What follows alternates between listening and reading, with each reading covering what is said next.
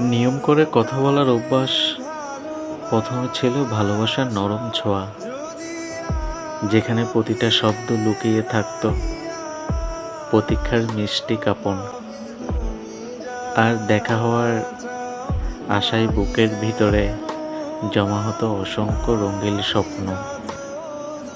কিন্তু সময় যে সবসময় বদলে দেয় মানুষের অবস্থান, আজ সেই অভ্যাসটাকে রূপ দিয়েছে দীর্ঘ অপেক্ষায়।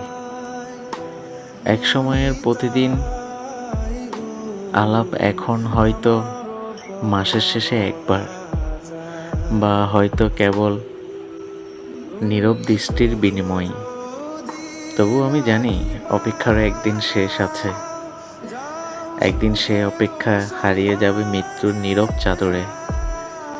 আর মৃত্যু, সে তো এক নিষ্ঠুর মুক্তিদাতা, যে একদিন ছিন্ন করবে পৃথিবীর সব টান, ভেঙে দিবে স্মৃতির বাঁধন, ফেলে যাবে কেবল শূন্যতার সাদা ক্যানভাস।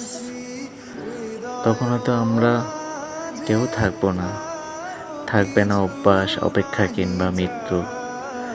থাকবে শুধু সেই অদেখা আকাশ, যেখানে ভালোবাসা আর স্মৃতি মিলেমিশে চিরকাল ভেসে থাকবে এই নীরব বিশাল সমুদ্রই।